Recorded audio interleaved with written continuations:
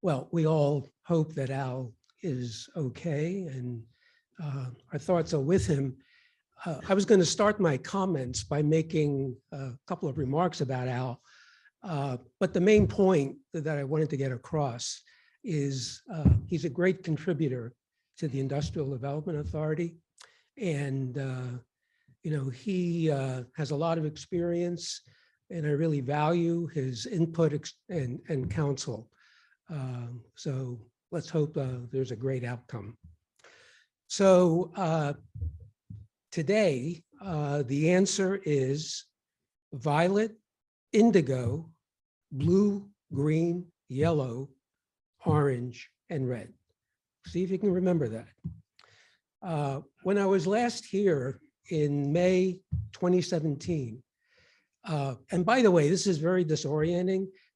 In 2017, I was up there looking south, and now I'm looking north, and my whole talk is based on looking south.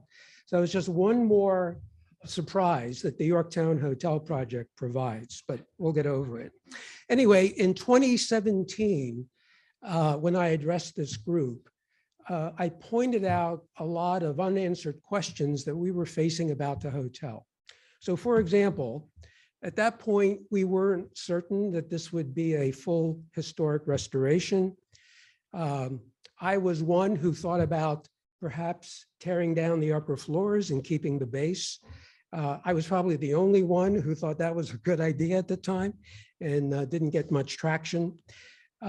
We were looking potentially at including full residents in the hotel project, condos or apartments. That was something we hadn't resolved. We didn't know how many rooms. There was a lot of interest in a rooftop facility. We recognized the challenges physically that provided. We weren't sure we could pull that off. The hotel always operated as an independent hotel, wasn't nationally flagged. And we were considering whether that was a good idea. We really didn't know.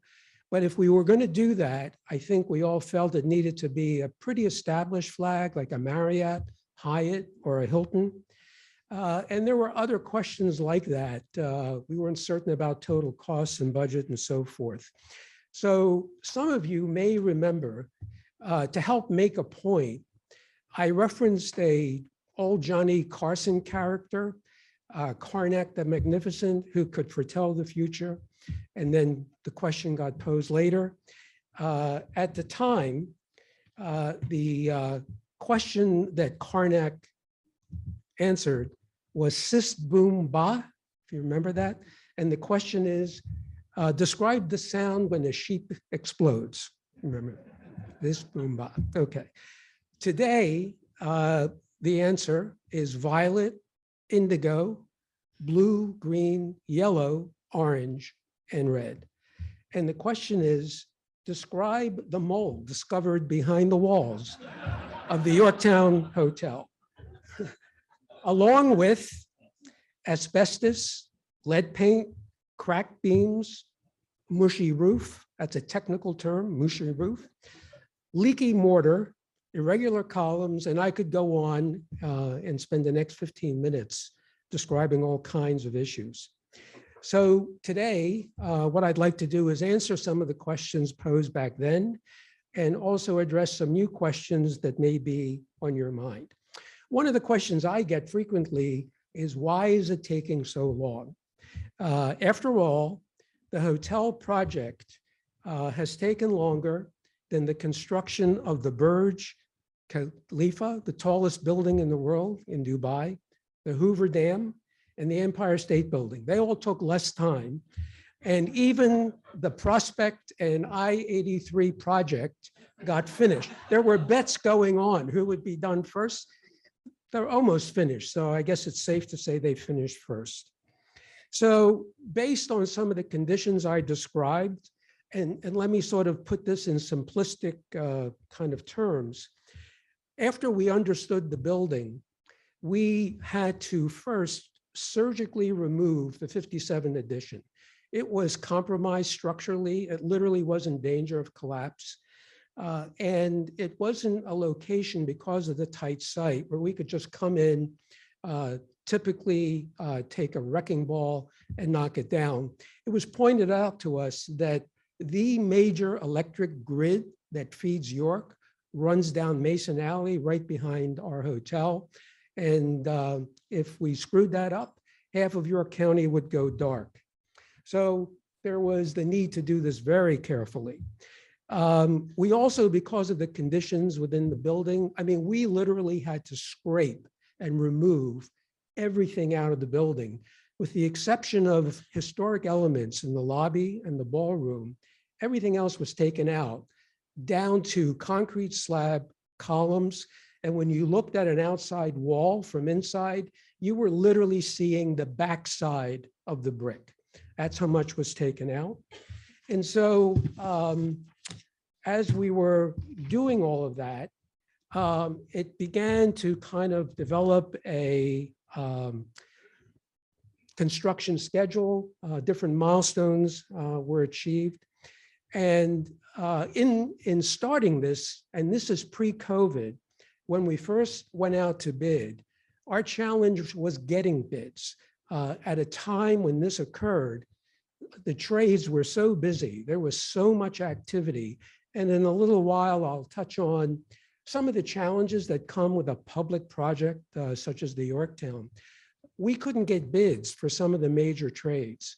And so I'll also touch on the process we have to go through because of the nature of our organization to be able to go out and rebid and try to find bids. Our other kind of result was in some instances, we received numbers that were significantly higher than what anyone had anticipated.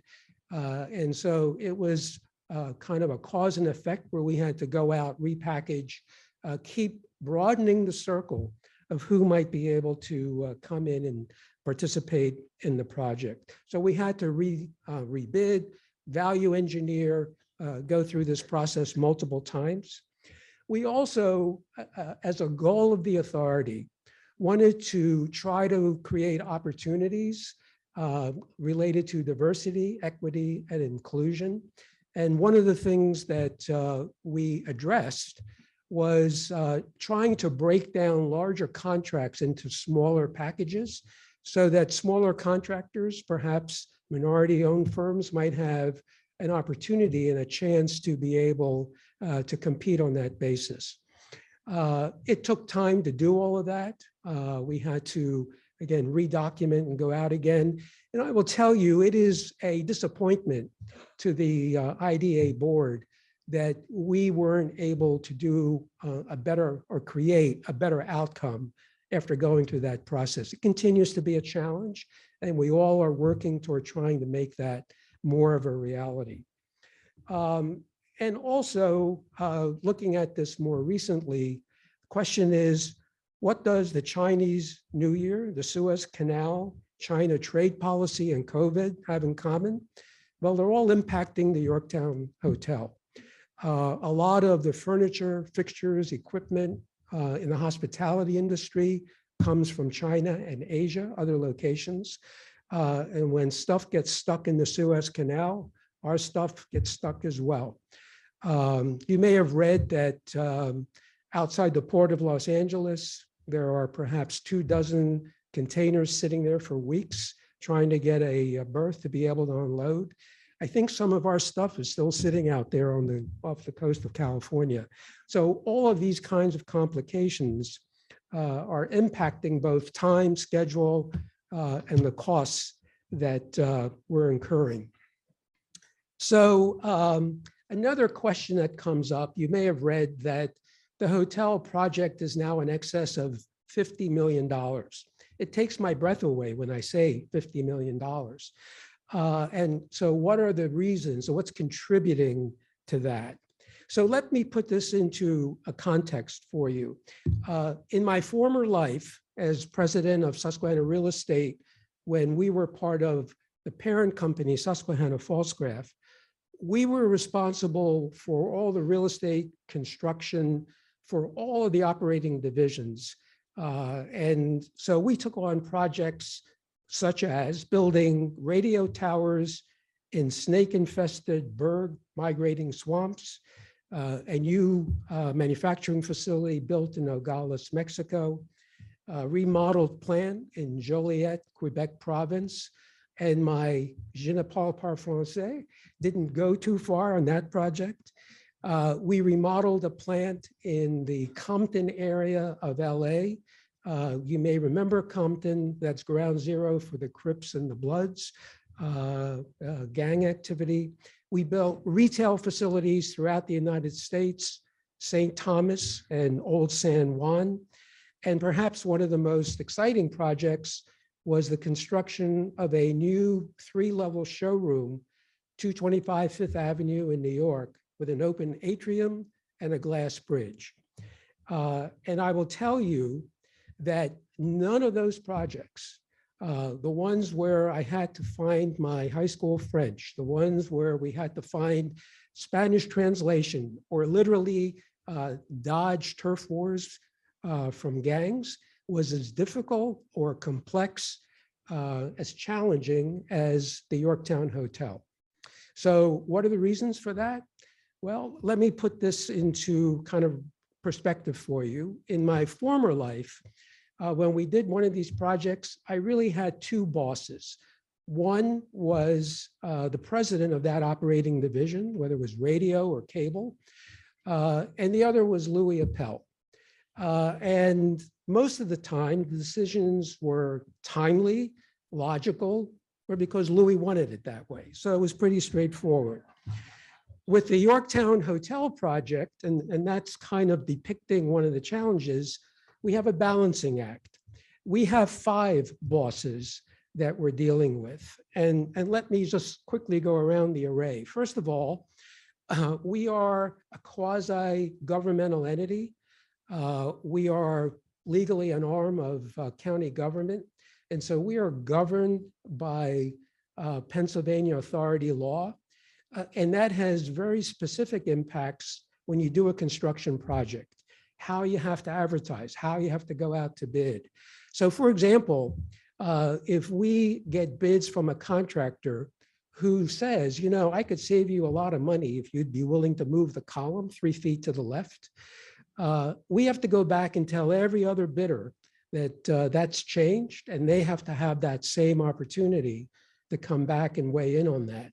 All of that's well and good, but prerequisite advertising, minimum times to evaluate, submit bids, openings, all of this just takes a lot of time. And so that's the baseline of how we have to operate. Then we have current codes, current building codes. We have an almost 100-year-old building, and trying to get that building to conform to what current codes require, energy codes, handicapped access codes, on and on it goes, is also quite a challenge. And it becomes even more so because we had made the decision that this would be a tax credit eligible, full historic rehabilitation of the building. And that's a 3-part process, very elaborate presentation of credentials and plans and so forth. And when it's approved, you can't deviate. And you literally have to stick to the letter of what's been presented. Any deviation takes months to be able to resolve, and the requirements are very strict. Then I'll talk in a minute about the fact that this is a Hilton flag property. And so Hilton has their brand standards and requirements, ranging from design, furnishings, colors, down to what kind of tissue box you're allowed to have. Very concerned about life safety, risk management kinds of issues. And those things don't always line up with some of these other issues.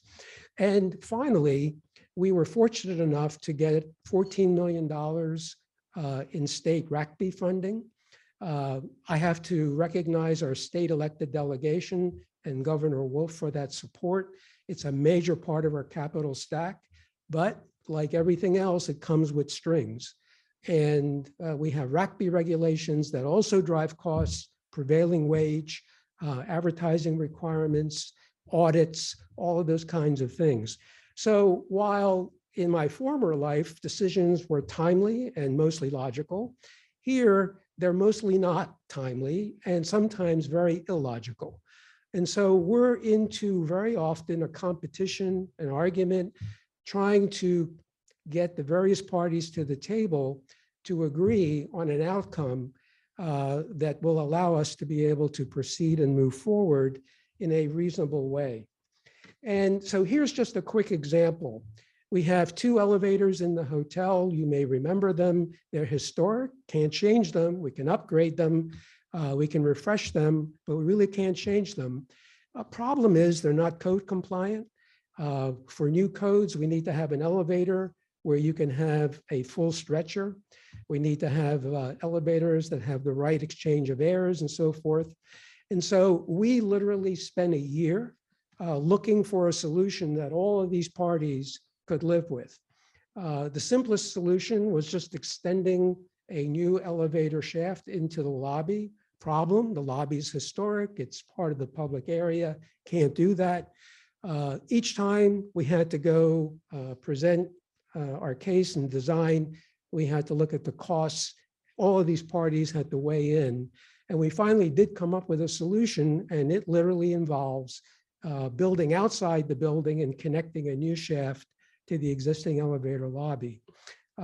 Difficult, both physically and expensive, to be able to accomplish.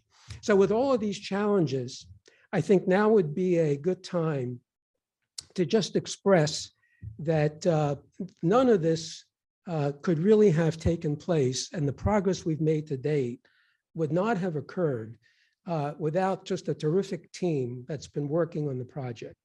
And first of all, I need to recognize the Economic Alliance led by Kevin. All hands on board when necessary, and areas of specialization that work with us when required. And although she left the table, Kim Hogeman, my hero, the leader of the pack in terms of keeping us all straight, focused, and moving forward. When we get this project across the line, and in great part, it will be due to Kim's great work on the project, along with others, Katie Mahoney, Nancy Barry, I could list others, but it's been a terrific team effort. And they are sort of the inside team. We also have an outside team. And again, just working together terrifically. Kinsley Organization as construction managers, New Tech and JDB as engineering and architectural firm, and our selected hotel management company, GF Management, which, if you don't know, has its roots in York, Pennsylvania. So those are just an example of what we had to go through to get to a point where you see the kind of activity that's taking place. Right now, if you were able to take a tour, and many of you already have, and we encourage you to do that in the future as well, there's activity going on all over the building, from roof level down to basement, just a ton of activity, a real beehive of action to be able to get this through. But here's another example. Because of some of the problems I pointed out before with mold and so forth, we were particularly sensitive about the building envelope and moisture penetration and so forth. We had it tested and evaluated numerous times using consultants. And out of an abundance of caution, our board felt that this was something that we really couldn't take a chance on. And so you'll see in the coming weeks, it's already started, a full repointing of the outside of the building, not something originally anticipated. And by the way, that's like a $1.2 million ad that we have to figure out a way to be able to accomplish. And so I mentioned our board, and I think it's also appropriate to give recognition to the IDA board. When it became clear that the future of the hotel was in doubt, and some thoughts began to take place and proposals surfaced that we thought would not be a plus for the community, the IDA recognized that there really isn't anyone else in the community who has the standing, the reputation, the resources, credibility to do a project like this. And even though this was way beyond our expertise, the board, I think, showed a lot of courage to be willing to take on this significant a project with all of this being done in the public eye and recognition that it was going to be, a tough thing to pull off. So I give them a lot of credit. We have our monthly board meetings, and it's sometimes good news and sometimes bad news. And, they've taken the lumps and they've encouraged everyone working on it to figure out a way to get through it. And their support has been extremely meaningful. So another important element of this is the Hilton Partnership. I mentioned before that with the help of GF Management, we evaluated whether it made sense to flag this as a national marketed, branded hotel. And the analysis came back that for us to be successful in central Pennsylvania, it really was a necessity. The challenge was that it wasn't easy to get a nationally branded flag to be willing to say, yeah, we'll take you into our portfolio. They look at this like a retailer does. They look at market stats, demographics. The city is looked at as its own political entity because it is. And when you look at the city stats in isolation without the county, it's a tough argument to be able to go to Hilton or whomever and say, we can show you that this hotel will work, will be successful in this market. So our strategy was to try to bring in the front runner, which ultimately became Hilton. And that wasn't by choice by us necessarily. The other guys pretty much rejected us out of hand. So the good thing is, by being rejected by Marriott first, it sort of gave us the objections and what the problems were, and gave us a little bit of a preparation for when we went to Hilton and tried to make our case there. We were successful in bringing them in a few times during First Fridays. And this is, I think, something worth noting. We take our community sometimes for granted. We walk around and we sort of lose sight of the assets and resources we have. These guys were blown away by the architecture, by the scale of the city, the activity, albeit on a First Friday. Nevertheless, they just thought this was a dynamic market, very impressed with all of the things going on, public projects, private investment, so forth and so on. So that played a role, but two other things were very important in their mind. One was the relationship with York College. Part of the hotel project has been working with the hospitality school and the communication school at the college to have students work with us, taking on assignments that are not busy work. They're work that otherwise Kim Hogeman or other people on the staff or I would be involved in. So it's been very helpful. But to Hilton, it was surprising that an institution the size of York College, in a community the size of York, could pull off this kind of relationship. They were used to seeing it at Penn State, the Nittany Lion Inn. They were used to seeing it at the Cornell School. But the fact that we had that was a real plus in their mind. And the last element was they were just so impressed with the amount of community support for the project. Philanthropic individuals, foundations, organizations, everywhere they went, all they heard was, great project, we can't wait. And so much financial support that came from these various entities really made the impression in their mind that this was something that they felt comfortable with. The other thing to point out is with Hilton's relationship, this is not just a job opportunity for someone who's going to be hired. This is really an opportunity for a career. You come in with Hilton, you get Hilton training. After you've worked for a few years, you literally can apply for a Hilton opening anywhere in the world in their network. And so, here's an opportunity, just sort of follow this, this line. You're taking hospitality courses at York College.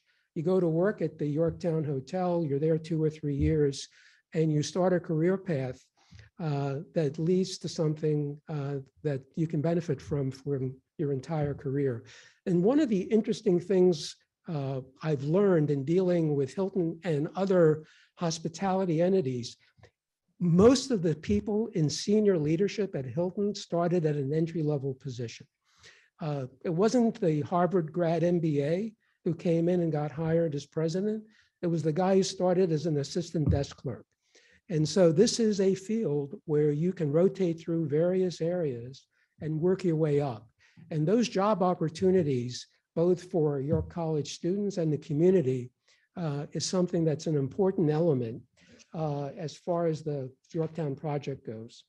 So with Hilton, we have to get everything approved. We had to build model rooms, as I said, down to the tissue box, the alarm clock, furnishings, colors. They came in and did an inspection. They look at everything.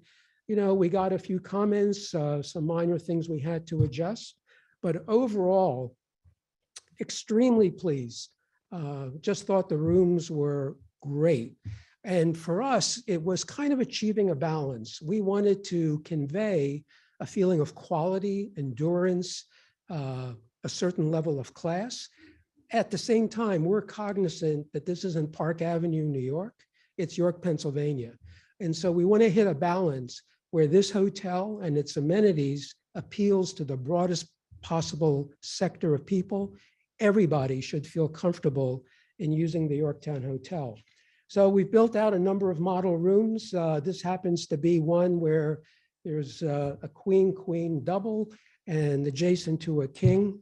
One of the things I'll point out is the rooms are very spacious in size. Everyone who comes in just is used to being in a much smaller space, very airy, lots of natural light, great amenities in the rooms. The other, is another shot. The other area that was open to question before was the rooftop activation. Is it possible to do it physically? Well, we figured that part out.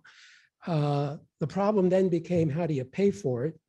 And I will say that there is a very generous philanthropic individual in the community who bought into this, thought it should happen, and actually made it happen financially.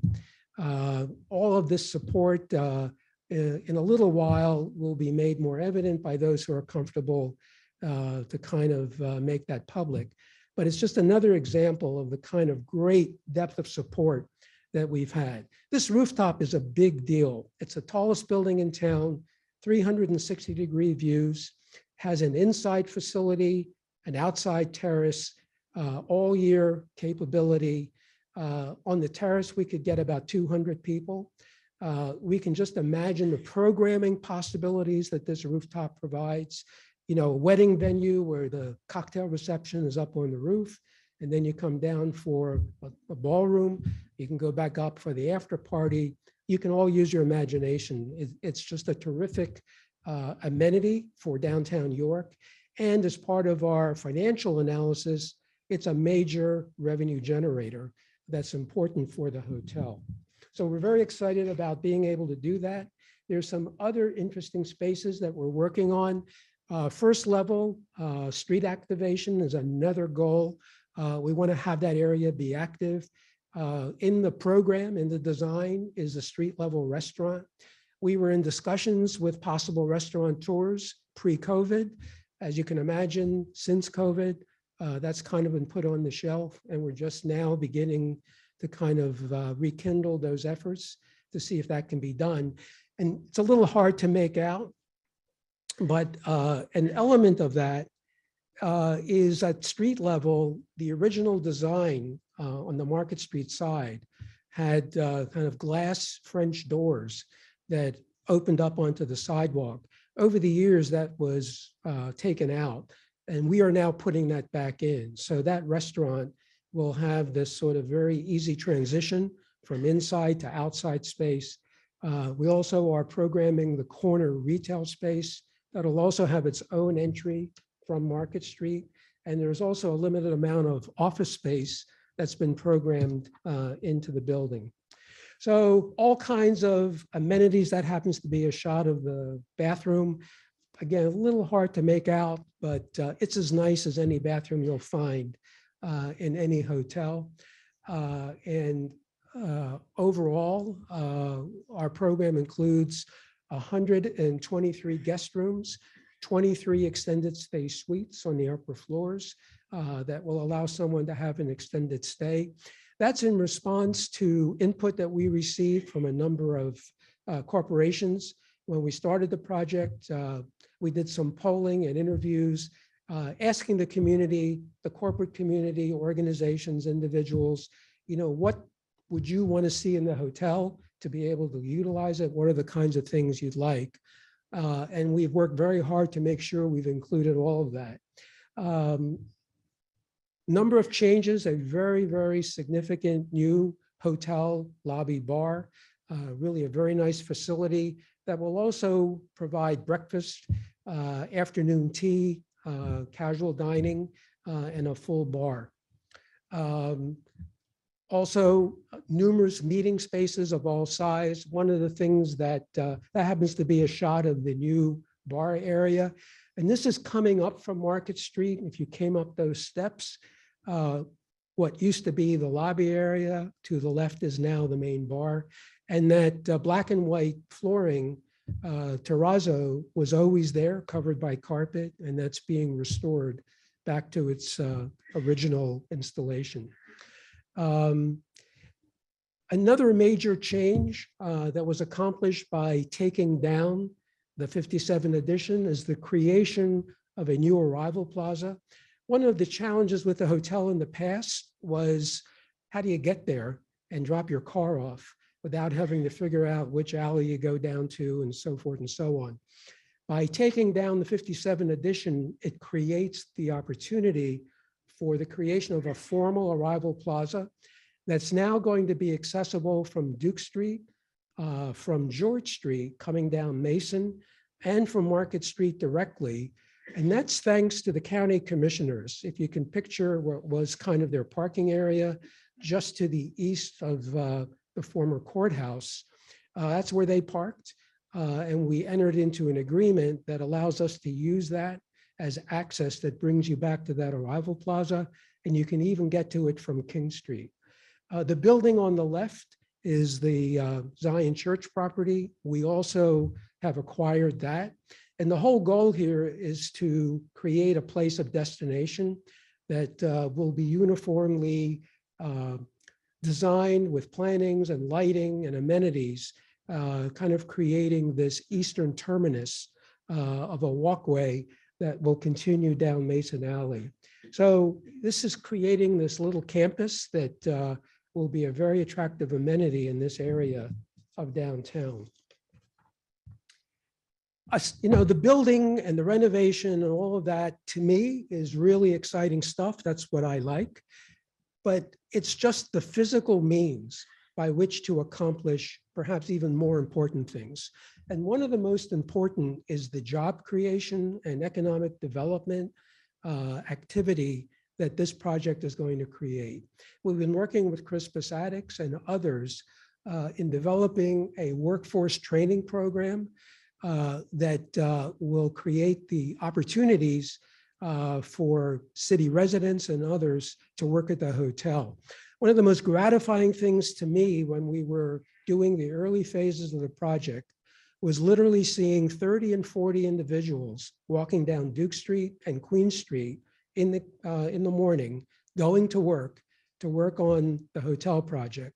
And my hope is that when the hotel opens, we'll see that same pattern reemerge, having individuals who can walk to work and see this as not just another job, but as I mentioned before, a career opportunity. So we are actually starting to work on that. York College students are helping us with that. One of the projects we had York College students do in the past was to research the most successful examples of a hotel utilizing a workforce. And a great example, really not too far away, Doubletree Hilton in Reading, Pennsylvania. And the class went there, examined what they were doing. We're using that as sort of a path for us to be able to also have hopefully the successful outcome that they did. So another question is, when is it really going to open? And if things go according to plan, and I will say nothing has gone according to plan. So again, if things work, we think we are on about a 12-month glide path to opening. So they'll be typical of this kind of a project, the soft opening, where we sort of get the bugs out, make sure everybody understands how things work. But I think it's realistic that roughly 12 months from now, September, maybe early October, hotel will be open, full operation, and meeting with GF management and with Hilton just last week. I think everyone is confident that we can start actually doing bookings later this year. So that's a big deal for us to be able to get that to that milestone. So, you know, a project of this magnitude happens every 100 years or so. It's been a long haul to get here. And I'll end by saying, in storage right now, in what was the mirror room, there is a door that still has the Rotary logo and stencil on it. We're holding it there. And my hope is that in the future, there's a place for that door back into the new Yorktowne Hotel. So I'm going to stop here. Thank you so much for this opportunity. I appreciate the ability to bring you up to date. And as time allows, I'll try to answer any questions or comments. Okay. Gordon.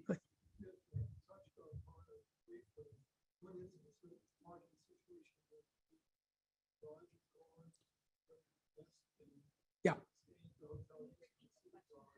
Yeah. Yeah, Gordon is asking about the parking situation with the hotel. So there's two quick answers to that. The Market Street Garage will continue to be the primary facility for providing parking, but it's much better now because of the new arrival plaza. You'll be able to pull in and either a valet will take your car and be able to pull into the Market Street Garage, or you can choose to do that. And when you exit the Market Street Garage, you just shoot straight across into that access lane that's next to the old courthouse and come right back to the arrival plaza. And the access lane is long enough that there is stacking ability. One of the old problems with the hotel, both coming in and going out, was cars stacking down Duke Street or having to wait for cars to come down the ramp. This is a much easier way to do that.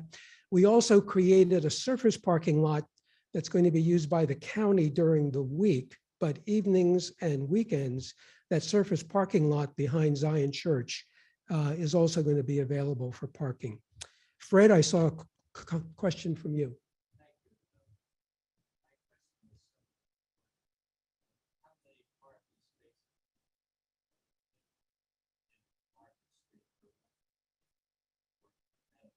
Yeah. So we have 123 rooms and not every one of them needs a parking spot. When there's major banquet events or events in general where there could be more than that, there's over 500 spaces in the Market Street Garage. And I can tell you that at least 110 are controlled by a very supportive party who'll do whatever is necessary to make sure those spaces are available for the hotel.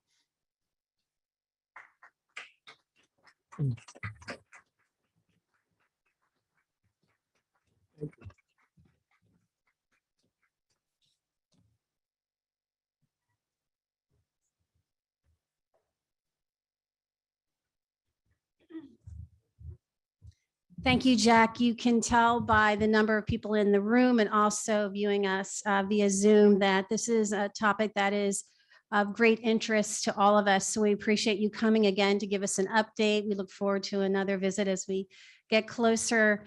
And we thank you for your steadfast commitment to this project, seeing it all the way to opening. And we look forward to many, many years of enjoyment once it is open. I know many of you are very, very concerned about Al Hayes. I wanted to let you know that the ambulance did arrive and transported him to York Hospital. He's presenting as though he had a stroke, but he was very conversational. He was regaining feeling in his left side, and they believe that he'll be fine, but we will keep you updated on his progress. In honor of your presentation today, Jack, we thank you for signing the book plate in the book Two Little Trains by Margaret Wise Brown, which will be presented to the York Day Nursery. Next week, we will be meeting offsite at the Belmont Theater for Rotary's Rave Reviews. I think it's been 2 years since we've been able to have that program. So that is the program where we celebrate the talents of the youth in our community, featuring a wide range of performances in vocal, instrumental, and dance. The deadline for sign up was yesterday. However, Lynn Bergdahl has graciously agreed to extend it one more day. So you have until the end of business today if you'd like to attend that program next week. She also wanted to make sure that you understood that they have installed a brand new purification system. So it is a germ-free environment. You can feel very safe in attending. Our closing quote today is by Maya Angelou. I've learned that you shouldn't go through life with a catcher's mitt on both hands. You need to be able to throw something back. Rotarians, I hope you have a great week.